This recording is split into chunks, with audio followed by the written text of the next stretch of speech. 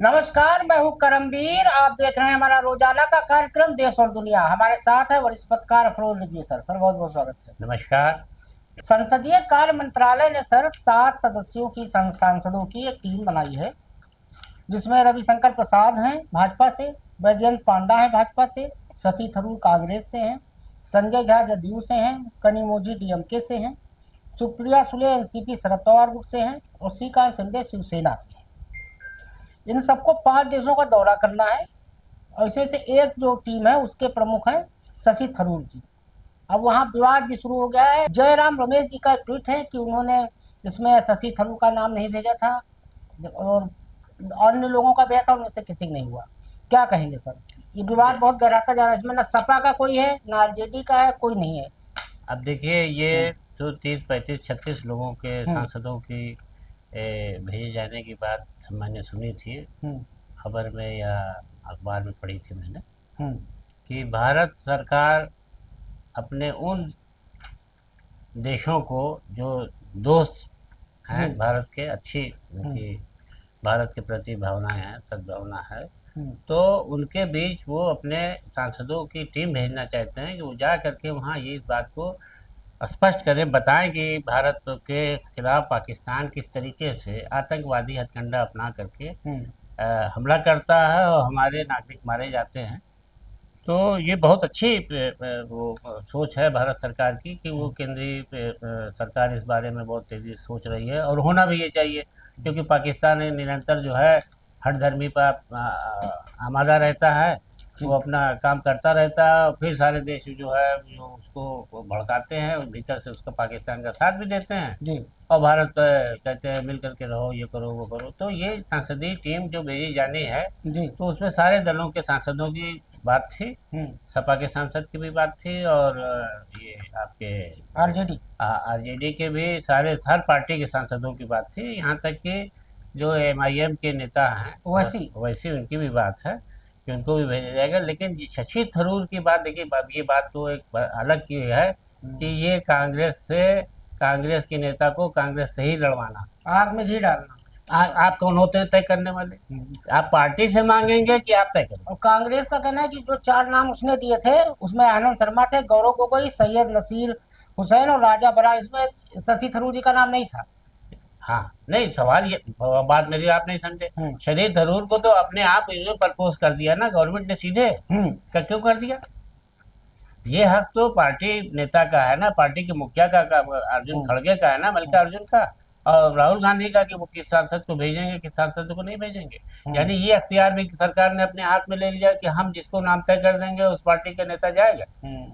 ये कैसे हो सकता है? वो लड़ा दिया नहीं, कांग्रेस को कांग्रेस ये से। तो आप एक तरफ एकता की बात चाहते हैं कि इस मुद्दे पर सारा देश, सारी पार्टी, सब लोग एक तरह नहीं, इस सोचे। मामले में भाजपा बड़ी होशियार जब पार्टी है। आपने किरण रिजिजू ने कांग्रेस के अध्यक्ष मल्लिकार्जुन खड़गे और राहुल गांधी से हम्म, बात की और नाम मांगा, तो हम्म, 4 नाम उनको दिया गया। हम्म।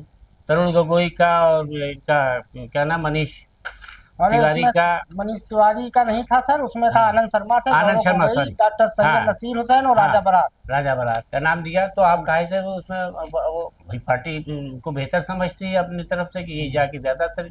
शशि थरूर चूंकि खुद से विवादित रहे हैं, हम्म। पर हाँ, कांग्रेस आजकल कांग्रेस के बीजेपी खिलाफ से भी एक कौन सा ग्रुप बन गया था कांग्रेस में, ये जिसमें चुनाव लड़े थे राष्ट्रीय अध्यक्ष का हाँ, मल्लिकार्जुन खड़गे के हाँ, खिलाफ। खड़गे के खिलाफ, और ये उसके बावजूद अपने को निष्पक्ष मानते हैं कांग्रेस के, कि मैं बड़ा वफादार हूँ। हम्म, तो कांग्रेस के खिलाफ ये चुनाव भी लड़े।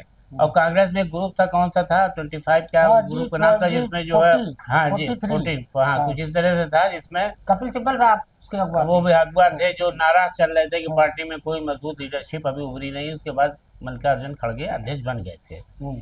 तो ये उसमें वो भी थे कश्मीर वाले, जो आज़ाद थे, क्या नाम था उनका, गुलाम नबी आजाद गुलाम साहब। नबी आज़ाद। तो ये लोग कांग्रेस को पलीता लगाते थे, हम्म, काम किसी और के लिए करते थे। बिल्कुल मजबूर होकर के राहुल गांधी ने यहाँ तक बोला हम्म, कि अब हमको तो देखना पड़ेगा कि कांग्रेस में कौन कौन लोग जो है वो आरएसएस के लिए और बीजेपी के लिए काम कर रहे हैं। हम्म, तो अब ये तो जबरदस्ती वाली बात है ना, कि उनका उनके यहाँ बैठा हुआ लोग उस पर जो है वो ट्वीट कर रहे हैं कि राहुल गांधी डर रहा हाँ, है, अमित ये अच्छे मालवीय नेता कर रहे हैं है, और आईपी ये से। है, वो जलन है, वो ज़्यादा पढ़ा लिखा है, बहुत काबिल। अरे कैसी बात करते हो यार? पार्टी का मुखिया जो है, तो भाजपा में जिसको नरेंद्र मोदी जी चाहते हैं वही ना हो आगे बढ़ पाता है, जिसको शाह साहब चाहते हैं वही ना आगे बढ़ रहा है, कि अपने से तय हो जाएगा, कहीं नहीं पार्टी अध्यक्ष तय कर लेते हैं। सर एक मामला बड़ा विचित्र और इंटरेस्टिंग आया है सुप्रीम कोर्ट से। न्याय के मंदिर को एक आदमी ने ऐसा चकमा दिया कि न्याय का मंदिर अब सकते में है कि उसने क्या कर दिया। मामला जुड़ा है बिहार के मुजफ्फरनगर से। एक आदमी मतलब दिमाग है कि खोपड़े का सिर है, एक फर्जी वकील फर्जी कैफियत के दम पर लगवा दिया निचली अदालतों और हाई कोर्ट के फैसले पर रोक। ये कांड कर दिया एक बंदे ने, इतना सातिर दिमाग का। हम लोगों ने कहानियां सुनी थी मिस्टर नटवर लाल की, ये उनका भी बाप निकला। मामला है मुजफ्फरनगर में जमीन से विवाद से जुड़ा एक मामला है। ये मामला सुप्रीम कोर्ट तक पहुंचा, जहां विपिन बिहारी सिन्हा ने फर्जी वकील, झूठा समझौता पत्र और फर्जी कैफियत का इस्तेमाल कर सुप्रीम कोर्ट से आदेश तक हासिल कर लिया। क्या कहेंगे सर?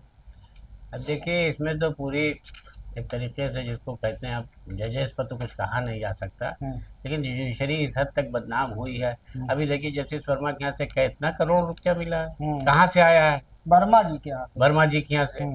तो ये ऐसे ही कारनामे होते हैं ना, कि वो उसकी कागज लाओ, बस सही समझाया जाता है कि ये कागज बना लाओ, हम ऑर्डर कर देंगे।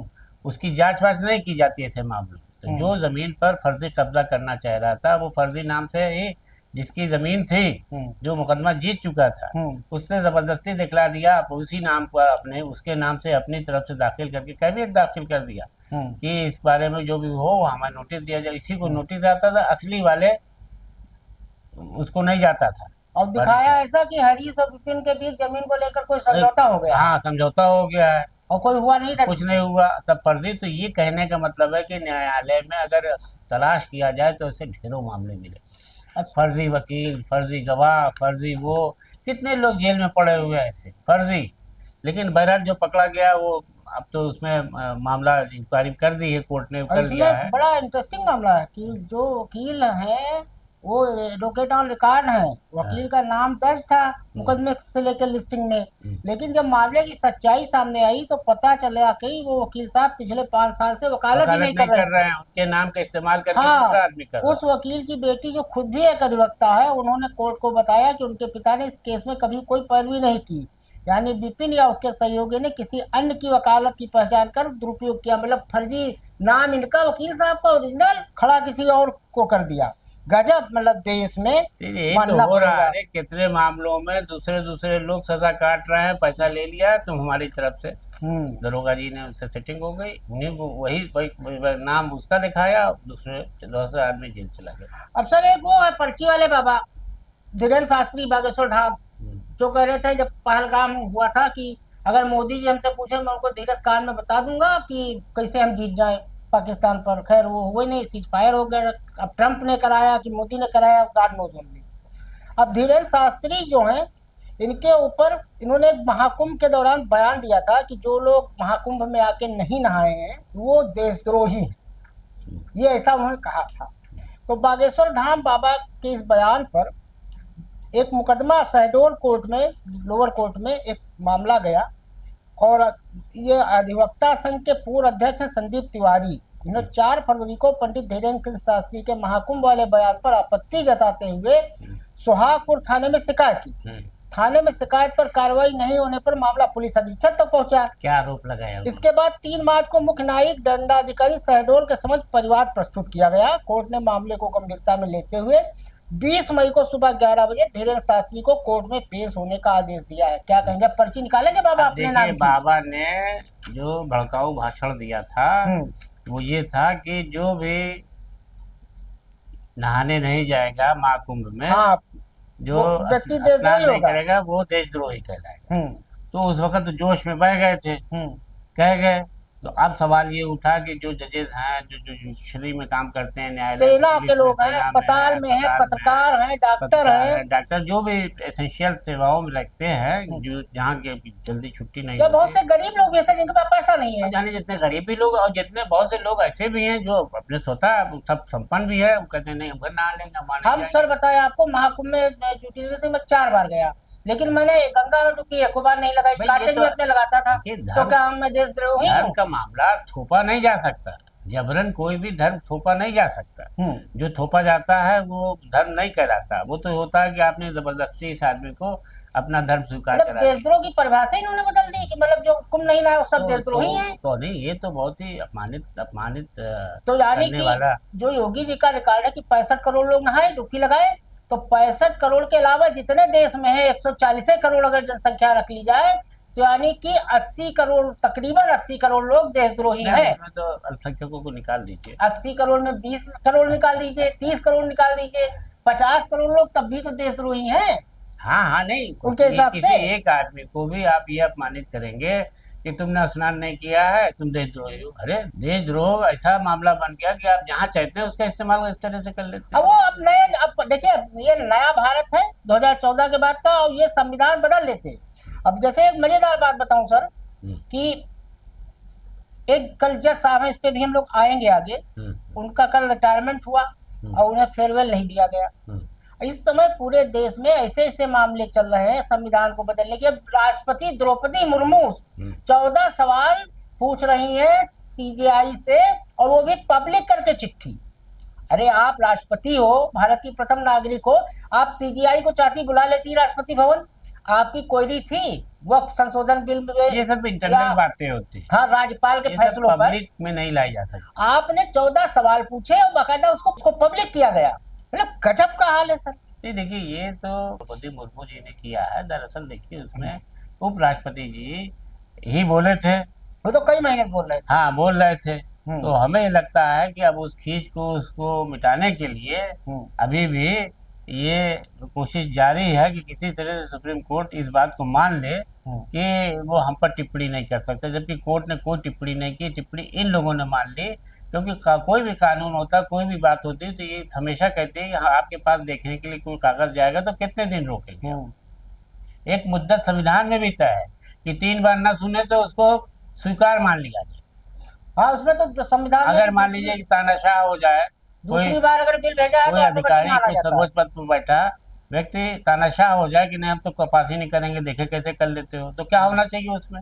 आदमी सुप्रीम कोर्ट ही तो जाएगा। अब सर एक मामला एक सलमान खान से जुड़ा है। राजस्थान में चूंकि अब सरकार बदल गई है, भाजपा सरकार है, वो पर्ची वाले मुख्यमंत्री वहाँ भी है, मध्य प्रदेश में भी है पर्ची वाले। तो हुआ क्या कि काला हिरण का मामला एक हुआ था आज 20-25 साल पहले। हाँ, 1908 वो फिल्म थी हम साथ साथ है, उसकी शूटिंग करने सोनाली बेंद्रे, तब्बू, ये लोग गए थे, सलमान खान थे, सैफ अली खान थे, तो यहाँ हिरण का शिकार वगैरह किया था। तो वो जिन्न फिर निकला है बोतल से, और 28 जुलाई को सैफ अली खान से लेकर तब्बू की हाईकोर्ट में सुनवाई होगी, जो जयपुर के हाईकोर्ट में। क्या कहेंगे सर, इसमें नीलम भी है। हाँ, ये 1998 में काले हिरण के शिकार का मामला जी हुआ था। तो उसकी शिकार के मामले में सीधे सीधे सलमान खान, मतलब मशहूर फिल्म अभिनेता और इस वक्त बहुत बड़े आर्टिस्ट माने जाते हैं, फिल्म इंडस्ट्री में उनकी बड़ी धाक है, बहुत धमक है, और आज से नहीं पिछले जब से ये वाकया हुआ तभी से, तो इनको मतलब दोषी करार देते हुए एक मामले में 5 साल की सजा इनको हो चुकी है, एक में 1 साल की हुई थी सजा।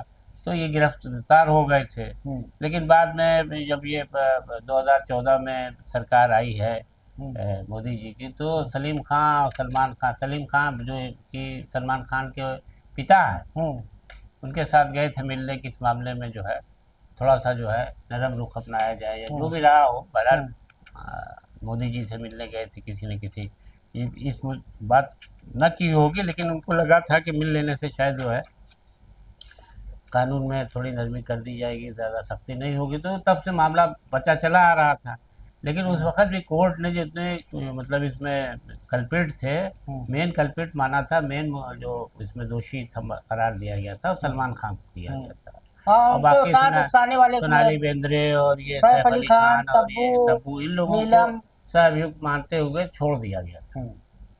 तो अब फिर से उसमें ये जिन्न निकला है बोतल से एक बार फिर। हाँ, बिश्नोई समाज का हुआ है कि अब जाहिर है कि सलमान खान है वो। हाँ, तो सलमान खान है तो देश में पुराना। अब ये हम लोग ये तो डिस्कस कर रहे थे सर कि अब औरंगजेब के बाद कौन, तो अब औरंगजेब के बाद सलमान खान का निकला है। सलमान नहीं, कई बार पठानों को लेके हुआ है कि आमिर खान, सलमान खान, शाहरुख खान, सैफ अली खान, ये सब नाम चला है कि इनकी फिल्मों का बाइकाट हो, ये अभी देखिए उसने किया था, कौन कवि है वो हिंदी का, वो मनोज मुंतशिर, नहीं वो नहीं, एक और था जो वो कुमार विश्वास, हाँ, कि तुम नाम रखते हो उसका क्या वो मुस्लिम नाम, अरे वो मुस्लिम नाम गंधौड़ा आदमी है, उसका नाम नहीं हाँ, लीजिए, वो खाली राजसभा चक्कर में फंसा है। तैमूर नाम रखोगे, पैसे उसका पूरा धंधा पानी अरविंद केजरीवाल के नाम से हमारे चलता है। पैसे से तुम हीरो बने, राम कथा टिकट कह रहा है देते हैं, आजकल हम वो। पहचान देते हैं। हाँ, मतलब ये कि चलते रहना चाहिए। तो ये सुप्रीम कोर्ट में फिर से इसका अब सर कल सुप्रीम कोर्ट से जस्टिस बेला त्रिवेदी ने प्री रिटायरमेंट लिया। हम्म, वैसे तो उनको जून में रिटायर होना था, हम्म, लेकिन उनके घर में कुछ शादी है तो वो अमेरिका जा रही हैं। अमेरिका जा रही है। तो प्री रिटायरमेंट लिया, तो एक सेरेमनी होती है, कोई भी जज रिटायर होता है 4:30 बजे। बार काउंसिल ऑफ इंडिया और सुप्रीम कोर्ट बार एसोसिएशन, जिसके अध्यक्ष कपिल सिब्बल साहब हैं, वो 4:30 बजे करती है। फुल कोर्ट बेंच बैठती है, चीफ जस्टिस बैठते हैं, उसमें चीफ जस्टिस का संबोधन होता है, बार काउंसिल के अध्यक्ष का होता है, और जिसकी विदाई हो रही है उसका होता है। अब सुप्रीम कोर्ट के इतिहास में पहली बार हुआ कि जस्टिस बेला त्रिवेदी रिटायर हुई, उनको फेयरवेल पार्टी नहीं दी गई। इसको लेकर कड़ी आपत्ति बी आर गवई साहब ने उठाई, काउंसिल को निशाने पर भी लिया। और बार काउंसिल ऑफ इंडिया के जो चेयरमैन है मनन मिश्रा, उन्होंने 3 पन्ने का खर्रा लिख के भेजा कपिल सिब्बल साहब को। चूंकि मनन मिश्रा जो है वो थोड़ा मोदी जी के नियर डियर हैं, इसलिए उनको लगा। फिर सीजीआई ने एक बात की तारीफ भी की, कपिल सिब्बल आए फुल बेंच में, वो पेश हुए, सुप्रीम कोर्ट बार एसोसिएशन की सचिव रही। अब सर जस्टिस त्रिवेदी का कार्यकाल बड़ा बेमिसाल रहा है। 1995 में गुजरात में सिटी सिविल जज के रूप में अपना करियर की इन्होंने शुरुआत की थी। ये मोदी जी जब गुजरात के चीफ मिनिस्टर हुआ करते थे तो उनकी लॉ सेक्रेटरी हुआ करती थी, और इनको वैसे तो रिटायरमेंट की होना था 9 जून को, और ये भारत की 10वीं महिला जज हैं जो बनी थी। और ये तकरीबन साल 2011 में गुजरात हाई कोर्ट में जज नियुक्त हुई थी। उसके बाद साल 2021 से 31 अगस्त को उन्हें सुप्रीम कोर्ट में नियुक्त कर दिया गया था सर। अब ये मामला इसमें ये हुआ कि वकीलों ने क्यों इनका बायकॉट किया। बायकॉट इसलिए इनका किया गया, आपको याद होगा सर, उमर खालिद 1706 दिन से अब वो बंदा बिना ट्रायल के बंद है। तो इसका सुप्रीम कोर्ट ने कहा भी था एक किसी मामले में कि चीफ जस्टिस ऑफ इंडिया ने कहीं कहा था इस मामले को कि बेल देना चाहिए। बेल कोई वो नहीं है कि जो आप अपवाद नहीं है। अपवाद नहीं। अब उमर खालिद का बार बार मुकदमा इन्हीं के यहाँ लगता था, और कभी तारीख समय नहीं मिल पाता था, कभी किसी वजह से। मतलब एक दिन ये आ गया कि थक हार के वकीलों ने इनके यहाँ से पिटिशन वापस ले लिया कि भैया तुमसे ना हो पाएगा, हम हाई कोर्ट में लड़ेंगे। इसके अलावा बिलाल हैदर का मामला ले लीजिए, खालिद सैफी का ले लीजिए, इन सब का मामला जस्टिस बेला त्रिवेदी ने लटकाया, भटकाया, अटकाया। और डीवाई चंद्रचूड़ साहब जब सीजीआई थे, वो जानबूझ के जो सरकार के फेवर में फैसले चाहने होते थे, वो सारे मुकदमे इन्हीं के यहाँ लिस्टेड होते थे। तो अगर बेला त्रिवेदी के साथ कल ऐसा हुआ तो ये तो टिक फॉर टैक, जैसा आप करोगे, जैसी करनी वैसी भरनी। बार एसोसिएशन वकीलों ही से चलता है। और हो सकता है कि ये जब अभी शादी वादी करके निपटा के अमेरिका लौटे तो मोदी जी इनको कहीं बैठा दे, क्या कहेंगे? ये भी सही है। नहीं देखिए, जस्टिस बेला त्रिवेदी का जब तक कार्यकाल रहा, अभी है भी, तो अब तो कल तो रिटायर हो हाँ, मतलब रिटायर होने जा रही हैं। हाँ, मतलब ये कि उनके बारे में बहुत विवादित रही वो। यहाँ तक इल्जामात तमाम राजनीतिक दलों की तरफ से और लोगों की तरफ से, खासकर उमर खालिद के मामले में, और भी जितना भी मामला होता था कि अगर हाँ, चाहे बिलाल हैदर हो, चाहे खालिद सैफी हो, कई लोगों का। सुप्रीम कोर्ट भी अजब था उस वक्त। चंद्रचूड़ थे जो इतने ईमानदार और इतने सख्त माने जाते थे, वो तो भगवान से पूछ के फैसला करते हाँ, लेकिन बाद में उनका भी रूप जो लोग को समझ में आया बाद में कि क्या थे वो, तो वो ऐसे केस को वहाँ ट्रांसफर भी कर देते। कहा यह जाता था कि जिस मामले में जमानत को रद्द कराना हो, ये जमानत न देना है, नहीं मिलना है, वो इनकी अदालत में ट्रांसफर कि सरकार से जुड़े कोई भी मामले होते थे, सब मशहूर हो गया था कि जितना भी है वो जस्टिस बेला त्रिवेदी जो है उसको रिजेक्ट कर देंगे, मंजूर तो होनी ही नहीं जमानत। तो ऐसे तमाम मामले तो उनका बड़ा विवादित रहा है। तो अब जाहिर है कि जो वकील मुकदमा लड़ता है तो वहाँ पर ये थोड़ी देखता है कि साहब ये सरकार के खिलाफ है या सरकार के, तो वकील अपनी मेरिट पर जाता है केस लेकर के कि साहब इसको भी जमानत दीजिए, इतने दिन से ये जेल में बंद है और कोई अभी चार्जशीट नहीं लगी इसमें, कोई उन्हें बिना उसके सजा आप इसको कटवा रहे हैं, नहीं साहब रिजेक्ट, नहीं साहब रिजेक्ट। तो उनमें भी असंतोष पनप रहा था वकीलों में। तो वकीलों का ही तो बार एसोसिएशन बनता है, जी तो वकीली अपने जजेस को सम्मानित भी करते हैं, विदाई भी देते हैं, ग्रहण करने पर नई नियुक्ति पर सम्मान भी करते हैं और बाद में विदाई पर भी सम्मान करते हैं। अब हो सकता है कि ऐसा कोई बात रही हो जो उनके लिए बार एसोसिएशन ने नकारात्मक अपना रुख अपनाया और उनको नहीं किया है, लेकिन बहरहाल ये ज़रूर है कि चीफ जस्टिस ऑफ इंडिया ने इस बात पर नाराज़गी जताई कि कुछ भी हो, कोई भी शिकायत हो, लेकिन जो एक रवायत है, जो परंपरा है, उसको निभाना चाहिए था। तो आज के लिए इतना ही। चलते चलते बेला त्रिवेदी जी के बारे में चीज और बता दें सर।